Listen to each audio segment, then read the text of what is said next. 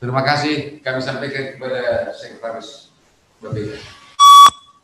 Oke, terima kasih Pak Sekretaris Inspektorat. Paparan yang cukup jelas dan panjang tadi sudah kita dengarkan bersama-sama. Ayah bolo bereng udah king tupok sini Inspektorat Pak. Rana subuh bergerak di sini deh. Sudah dijangkau. Nah, tapi saya rasa begini. Tadi Pak Kabid Anggaran sudah menjelaskan bahwa pengelolaan keuangan desa adalah merupakan bagian integral dengan pengelolaan keuangan daerah. Artinya pengelolaan yang di desa itu tak ubahnya seperti pengelolaan di kabupaten juga. Nah, pemerintah kabupaten juga tidak lepas dari pengawasan instansi-instansi yang bertugas untuk itu seperti BPKP di pusat maupun BPK dan inspektorat di provinsi maupun inspektorat di kementerian dan lembaga di pemerintah pusat.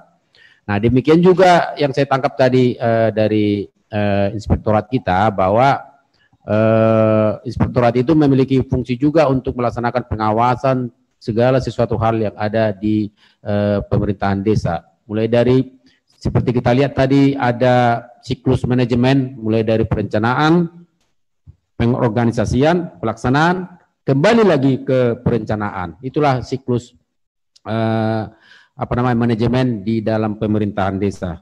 Oke, ditahan dulu beberapa pertanyaan mungkin yang perlu dipertanyakan kepada Pak Inspektur. Kami lanjutkan pemaparan dari Bapeda. Tadi seperti siklus manajemen yang disampaikan tadi mulai dari perencanaan.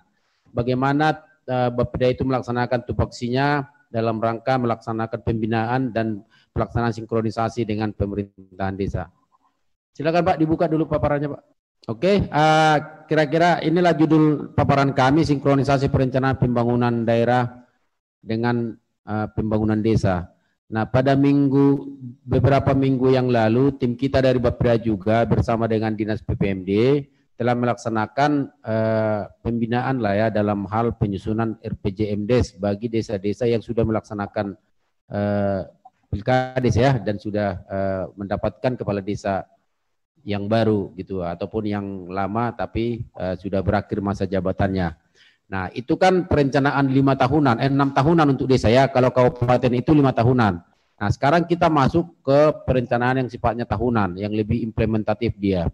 Di sini juga pemerintah kabupaten memiliki kewajiban untuk melaksanakan sinkronisasi terhadap apa-apa saja yang menjadi perencanaan tahunan daripada pemerintah desa itu. Lanjut, Pak. Terus, oke, nah ini ada satu kata-kata bijak yang sering kita dengarkan. Gagal merencanakan sama dengan merencanakan kegagalan. Nah, artinya kalau kami terjemahkan ini, mungkin kita masing-masing bisa memiliki persepsi yang berbeda ya, atau memaknai yang berbeda dengan kata-kata bijak ini. Kalau kami memaknai ini bahwa sesuatu yang akan kita laksanakan itu harus direncanakan dengan baik. Ketika kita tidak bisa membuat perencanaan yang baik, maka sebenarnya kita sudah merencanakan untuk sebuah kegagalan gitu loh. Nah, oleh karena itu memang dalam dalam manajemen itu perencanaan itu adalah sesuatu yang harus dilakukan terlebih dahulu. Di situ bisa diperhitungkan semua gitulah kira-kira. Diperhitungkan semua kemungkinan keberhasilannya juga, kemungkinan kegagalannya juga, sampai dengan seberapa besar sumber daya yang kita miliki yang bisa kita optimalkan untuk mendapatkan tujuan-tujuan yang akan kita tetapkan kemudian. Oke, lanjut. Nah, adapun isu-isu strategis yang dari tahun ke tahun itu yang menjadi permasalahan di Kabupaten Samosir, itulah yang kita jabarkan ke dalam berbagai program.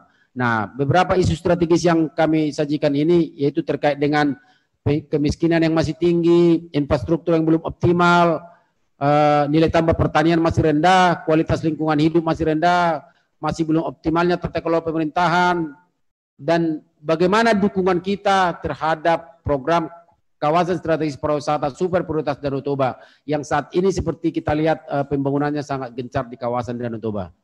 Lanjut, Pak. Nah, jadi dari isu itu, dari situlah kita tetapkan berbagai prioritas lah. Artinya isu itu kan permasalahan yang nampak gitu loh, yang kita lihat bersama. Nah, oleh karena itu bagaimana mengatasi berbagai permasalahan itu, kita tuangkanlah dia dalam berbagai prioritas kabupaten lah, gitulah kira-kira. Prioritas kabupaten, inilah yang dijabarkan lagi ke hal-hal yang lebih teknis sampai ke level kegiatan. Begitulah konsep kami di kabupaten ini untuk menciptakan kenapa kegiatan ini muncul, kenapa kegiatan ini muncul. Tentu itu semua adalah dalam rangka menyelesaikan permasalahan-permasalahan yang tadi ada di isu strategis itu gitu loh. Nah, begitu konsep perencanaan yang coba kami kembangkan di Bapeda. Harapan kami juga Bapak Ibu pemerintahan desa bisa menyusun sebuah kegiatan itu berdasarkan permasalahan yang ada dan bagaimana menyelesaikan permasalahan itu gitu loh. Coba lanjut. Nah, jadi kami jabarkan kembali dia ke hal-hal yang lebih teknis gitulah kira-kira ya. Seperti inilah kualitas SDM rendah itu tadi isunya kan. Nah, baru prioritasnya adalah peningkatan kualitas SDM.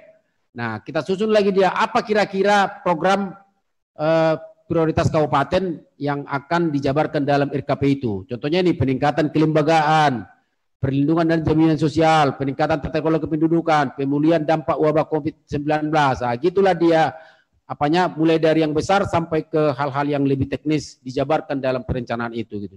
Coba lanjut. Nah, ini kira-kira nanti file ini akan kami WA kepada Bapak Ibu untuk menjadi panduan lah bagi Bapak Ibu kira-kira seperti apa sinkronisasi yang akan Bapak Ibu ciptakan nanti di RKPD desa itu dengan RKPD kabupaten. Nah, ada satu slide yang kami coba sajikan di sini. Seperti tadi kami jelaskan bahwa divisi Kabupaten Samosir itu kan adalah fokus pada pertanian dan pariwisata. Nah, dalam pengembangan pariwisata di Kabupaten Samosir ada 3 klaster terkait dengan destinasi wisata yang ada di Samosir ini. Mulai dari objek wisata unggulan itu beberapa ada 13, objek wisata prioritas ada 13 juga, dan objek wisata rintisan ada 17. Nah, harapan kami di sini Bapak Ibu dalam menyusun perencanaan untuk tahun 2021 bisa mensinkronkan dengan kawasan-kawasan ini. Nah, tentu saja pengembangan kawasan-kawasan apabila daerah-daerah ini berkembang, tentu saja itu akan berdampak positif terhadap pemerintahan desa itu sendiri gitu. Untuk itu tentu saja perlu ada sentuhan juga dari pemerintah desa.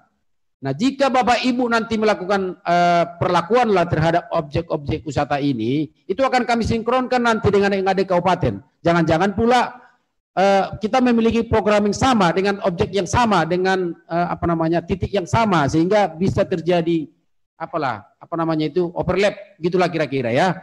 Nah, disitulah fungsi kami nanti dari Bapeda akan melihat RKP Des Bapak Ibu sekalian untuk kami sinkronkan dengan apa yang sudah kami rencanakan di RKPD kami untuk tahun 2021. Nah, inilah menjadi panduan Bapak Ibu nanti apabila memang Bapak Ibu memiliki semacam rencana lah untuk pengembangan yang lebih bagus nanti terhadap destinasi wisata yang seperti yang tampak di layar ini gitu.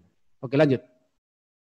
Nah, ini beberapa format yang akan kami gunakan nanti dalam rangka melakukan sinkronisasi dengan RKPD desa itu. Nah, ini akan kami bagikan nanti kepada Bapak Ibu untuk diisi dan inilah yang akan kami lihat nanti dari sisi sinkronisasi antara perencanaan desa dengan perencanaan kabupaten. Nah, untuk lebih detailnya mungkin nanti kami akan sampaikan ini kepada Bapak Ibu sekalian sebagai panduan dalam hal melakukan sinkronisasi perencanaan desa dengan perencanaan kabupaten. Terus lanjut. Terus ada beberapa format yang akan kami sajikan nanti. Nah, mungkin sebagai informasi tambahan bahwa format RKPDes seperti yang Bapak Ibu minta tadi sudah kami siapkan ini. Dalam waktu dekat ini akan kami share sebagai panduan nanti bagi Bapak Ibu supaya RKPDes itu seragam satu sama lain antar pemerintahan desa gitu loh.